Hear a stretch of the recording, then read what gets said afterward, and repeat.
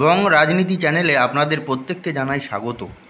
আজকের ভিডিওয় আমি পশ্চিমবঙ্গের অবিভক্ত বর্ধমান জেলার 24টি বিধানসভা কেন্দ্রে জনমত সমীক্ষা আপনাদের সামনে তুলে ধরব।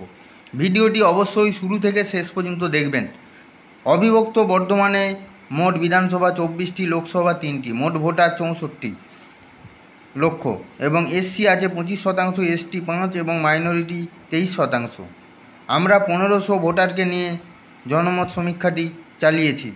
প্রথম বিধানসভা কেন্দ্র হলো খণ্ডঘোষ। এখানে তৃণমূল কংগ্রেস জয়লাভ করেছিল 2021 সালে। নবীন চন্দ্র বাগ উনি 20,886 ভোটে জয়লাভ করেন। 2026 সালের বিধানসভা ভোটের সম্ভাব্য ফলাফল এটি কিন্তু তৃণমূল কংগ্রেস আবারও জয়লাভ করতে পারে। পরবর্তী বিধানসভা কেন্দ্র হল বর্ধমান দক্ষিণ। বর্ধমান দক্ষিণ বিধানসভা কেন্দ্রে 2021 সালের বিধানসভা ভোটে এখানের তৃণমূল কংগ্রেস প্রার্থী খোকন দাস 8,105 ভোটে জয়লাভ করে। 2026 বিধানসভায় সম্ভাব্য জয়ী এখানে হতে পারে তৃণমূল কংগ্রেস। পরবর্তী বিধানসভা কেন্দ্র হলো রায়না। রায়না বিধানসভা কেন্দ্রটি এসসিদের জন্য সংরক্ষিত। 2021 সালের বিধানসভা ভোটে তৃণমূল কংগ্রেস প্রার্থী শম্পা ধারা 18,205 ভোটে জয়লাভ করে। আপনারা অবশ্যই কমেন্ট করে জানাবেন কোন দল জয়লাভ করতে পারে। 2026-এ দেখা যাক কে জয়লাভ করতে পারে। এই আসনটি কিন্তু তৃণমূল কংগ্রেস আবারও ছিনিয়ে নিতে চলেছে। পরবর্তী বিধানসভা কেন্দ্র হলো জামালপুর। এই বিধানসভা আসনটি এসসিদের জন্য সংরক্ষিত। 2021 সালের বিধানসভা ভোটে তৃণমূল কংগ্রেস প্রার্থী অলোক কুমার মাঝি 17,971 ভোটে জয়লাভ করে। দেখা যাক 2026 সালে কোন দল জয়লাভ করতে পারে। দেখা যাক এই আসনটি আবারও কিন্তু তৃণমূল কংগ্রেস তাদের দখলে রাখতে পারে। পরবর্তী বিধানসভা কেন্দ্র হলো মন্তেশ্বর। সংখ্যালঘু অধ্যুষিত। এখানে প্রায় 40% সংখ্যালঘু ভোট আছে। 2021 সালের বিধানসভা ভোটে এখানে তৃণমূল কংগ্রেস প্রার্থী সিদ্দিকুল্লাহ চৌধুরী 31,805 ভোটে জয়লাভ করে। 2026-এ দেখা যাক এই আসনটিকে জয়লাভ করতে পারে। দেখা যাক আইএসএফের দখলে যেতে পারে এই বিধানসভা আসনটি। পরবর্তী বিধানসভা কেন্দ্র হলো কালনা। কালনা বিধানসভা কেন্দ্রে এসসি ভোটার অত্যন্ত বেশি। 2021 সালে তৃণমূল কংগ্রেস প্রার্থী দেবপ্রসাদ বাগ 7,478 ভোটে জয়লাভ করে। 2026 বিধানসভা ভোটে দেখা যাক কে জয়লাভ করতে পারে। দেখা যাক এই আসনটি কিন্তু এবার বামপন্থ ছিনিয়ে নিতে চলেছে। পরবর্তী বিধানসভা কেন্দ্র হলো মেমারি। মেমারি বিধানসভা কেন্দ্রটি সংখ্যালঘু অধ্যুষিত। এখানে তৃণমূল কংগ্রেস প্রার্থী মধুসূদন ভট্টাচার্য 23,078 ভোটে জয়লাভ করে। 2026 সালে মেমারি তৃণমূল কি ধরে রাখতে পারবে? দেখা যাক কী চলছে। এই আসনটি কিন্তু বামফ্রন্ট ছিনিয়ে নিতে চলেছে তৃণমূল কংগ্রেসের কাছ থেকে। অবশ্যই আপনারা কমেন্ট করে জানাবেন কোন দল জয়লাভ করতে পারে। পরবর্তী বিধানসভা কেন্দ্র বর্ধমান উত্তর। বর্ধমান উত্তরে 2021 সালের বিধানসভা ভোটে তৃণমূল কংগ্রেস প্রার্থী নিশীথ মালিক 17,268 ভোটে জয়লাভ করে। 2026 সালে এই আসনটি কোন দল জিততে পারে? দেখা যাক কোন দল পাচ্ছে। এই আসনটি কিন্তু তৃণমূল কংগ্রেস আবারও নিজেদের দখলে রাখতে পারে। পরবর্তী বিধানসভা কেন্দ্র হলো ভাতার। ভাতার বিধানসভা কেন্দ্রে 2021 সালের বিধানসভা ভোটে তৃণমূল কংগ্রেস প্রার্থী মান গোবিন্দ অধিকারী 31,741 ভোটে জয়লাভ করে। অর্থাৎ বিরাট ব্যবধানে জয়লাভ করে মান গোবিন্দ অধিকারী। 2026 সালে সম্ভাব্য জয়ী। দেখা যাক এই আসনটি কোন দলের পক্ষে যাচ্ছে। দেখা যাক এই আসনটি কিন্তু আবারও কিন্তু তৃণমূল কংগ্রেস জয়লাভ করতে পারে। পরবর্তী বিধানসভা কেন্দ্র হলো পূর্বস্থলী উত্তর। পূর্বস্থলী উত্তর এই আসনটিতে 2021 সালের বিধানসভা ভোটে হাড্ডাহাড্ডি লড়াই হয় এবং এখানে তৃণমূল কংগ্রেস প্রার্থী তপন চ্যাটার্জি 6,706 ভোটের ব্যবধানে জয়লাভ করে। 2026 সালে দেখা যাক পূর্বস্থলী উত্তর কার দখলে যেতে পারে। দেখা যাক এই আসনটি কিন্তু এবার বামফ্রন্ট নিজেদের দখলে রাখতে পারে। জনমত সমীক্ষা এমনটাই উঠে আসছে। পরবর্তী বিধানসভা কেন্দ্র পূর্বস্থলী দক্ষিণ। রাজ্যের মন্ত্রী স্বপন দেবনাথ 2021 সালে 17,460 ভোটের ব্যবধানে জয়লাভ করে। 2026 সালের বিধানসভা ভোটে দেখা যাক পূর্বস্থলী দক্ষিণে কোন দল জয়লাভ পেতে পারে দেখা যাক। এই আসনটি কিন্তু আবারও তৃণমূল কংগ্রেস ধরে রাখতে চলেছে। পরবর্তী বিধানসভা কেন্দ্র হলো কাটোয়া। কাটোয়া বিধানসভা কেন্দ্রটি একেবারে মুর্শিদাবাদ লাগোয়া। 2021 সালের বিধানসভা ভোটে কাটোয়া বিধানসভা কেন্দ্রে তৃণমূল কংগ্রেস প্রার্থী রবীন্দ্রনাথ চ্যাটার্জি 9,155 ভোটে জয়লাভ করে। 2026-এ কাটোয়া কার দখলে যেতে পারে, কার দখলে, হ্যাঁ, এই আসনটি কিন্তু তৃণমূল কংগ্রেস আবারও ধরে রাখতে চলেছে।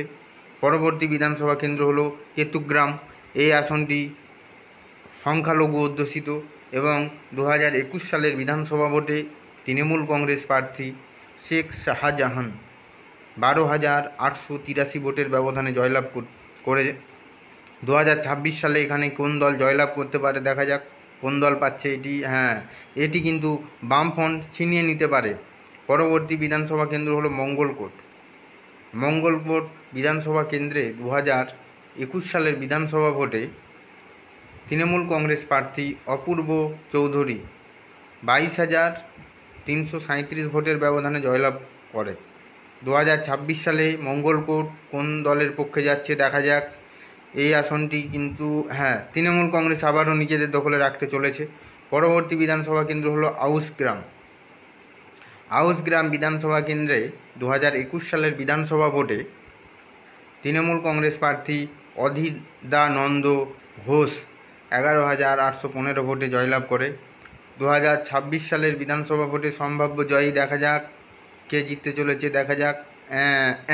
এই আসনটি কিন্তু তৃণমূল কংগ্রেসের দখলে যেতে পারে। পরবর্তী বিধানসভা কেন্দ্র হলো গলসি। গলসি বিধানসভা কেন্দ্রটি 2021 সালের বিধানসভা ভোটে নেপাল কুমার ঘোড়ই 19,262 ভোটের ব্যবধানে জয়লাভ করে।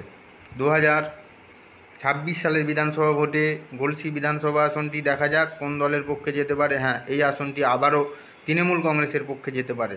পরবর্তী বিধানসভা কেন্দ্র হলো পাণ্ডবেশ্বর, পশ্চিম বর্ধমান। 2021 সালের বিধানসভা ভোটে হাড্ডাহাড্ডি লড়াই হয়েছিল। নরেন চক্রবর্তী 3,803 ভোটের ব্যবধানে এবং তিনি তৃণমূল কংগ্রেস প্রার্থী ছিলেন, জয়লাভ করেছিলেন।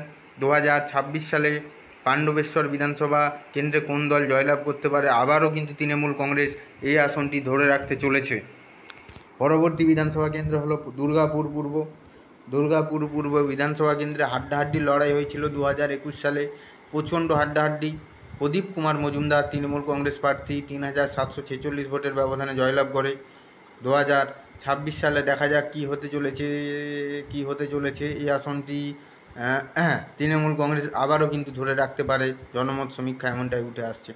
পরবর্তী বিধানসভা কেন্দ্র হলো রানীগঞ্জ। বামেদের একটি শক্তিশালী ঘাঁটি রানীগঞ্জ। 2021 সালের বিধানসভা ভোটে তাপস কুমার ব্যানার্জি 3,556 ভোটের ব্যবধানে জয়লাভ করে। 2026 সালে রানীগঞ্জ আসনটি কি তৃণমূল ধরে রাখতে পারবে দেখা যাক, কী হতে চলেছে দেখা যাক। হ্যাঁ, এই আসনটি কিন্তু তৃণমূল আর জিততে পারবে না, বামেদের দখলে যেতে চলেছে। পরবর্তী বিধানসভা কেন্দ্র হলো জামুরিয়া, জামুরিয়া বিধানসভা কেন্দ্রে 2021 সালের বিধানসভা ভোটে তৃণমূল কংগ্রেস প্রার্থী হরেরাম সিং 8,051 ভোটের ব্যবধানে জয়লাভ করে। 2026 সালে জামুরিয়া কি তৃণমূল ধরে রাখতে পারবে দেখা যাক, হরেরাম সিং কী করবে। হ্যাঁ, না, এই আসনটি ধরে রাখতে পারছে না, এটি কিন্তু বামেদের দখলে যেতে পারে। পরবর্তী বিধানসভা কেন্দ্র হলো বারাবণী বিধানসভা কেন্দ্রে তৃণমূল কংগ্রেস প্রার্থী বিধান উপাধ্যায় 23,457 ভোটের ব্যবধানে জয়লাভ করে। 2026 সালের বিধানসভা ভোটে বারাবণী বিধানসভা কেন্দ্রে দেখা যাক কী হতে চলেছে দেখা যাক। বারাবণী বিধানসভা কেন্দ্রে আবারও কিন্তু তৃণমূল কংগ্রেস জয়লাভ করতে পারে, জনমত সমীক্ষায় এমনটাই উঠে আসছে। পরবর্তী বিধানসভা কেন্দ্র হলো দুর্গাপুর পশ্চিম বিধানসভা কেন্দ্রে 2021 সালের বিধানসভা ভোটে বিজেপি প্রার্থী লক্ষণ কুমার ঘোড়ই 1,664 ভোটের ব্যবধানে জয়লাভ করছে।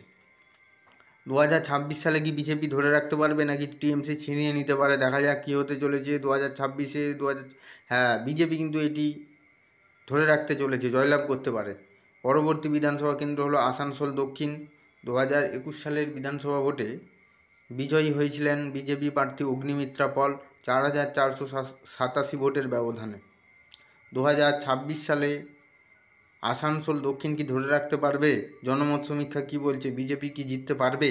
দেখা যাক কি হতে চলেছে। দেখা যাক আসানসোল কিন্তু আবারও বিজেপি ধরে রাখতে চলেছে, আসানসোল দক্ষিণ। পরবর্তী বিধানসভা কেন্দ্র হলো কুলটি। কুলটিতে হাড্ডাহাড্ডি লড়াই হয়েছিল এবং বিজেপি প্রার্থী অজয় কুমার পোদ্দার মাত্র 679টি ভোটের ব্যবধানে জয়লাভ করেছিল। 2026 সালে কুলটি কিন্তু বিজেপি ধরে রাখতে পারছে না, এটি কিন্তু তৃণমূলের দখলে চলে যাচ্ছে। জনমত সমীক্ষা এমনটাই উঠে আসছে। আজকের ভিডিওয় আমি অবিভক্ত বর্ধমান জেলার 24টি বিধানসভা কেন্দ্রের জনমত সমীক্ষা আপনাদের সামনে তুলে ধরলাম। আপনারা কমেন্ট করে জানাবেন যে কোন বিধানসভা কেন্দ্রে কোন দল জয়লাভ করতে পারে। অবশ্যই আপনারা কমেন্টের মাধ্যমে ভিডিওর শেষে জানাবেন। ধন্যবাদ সকলকে।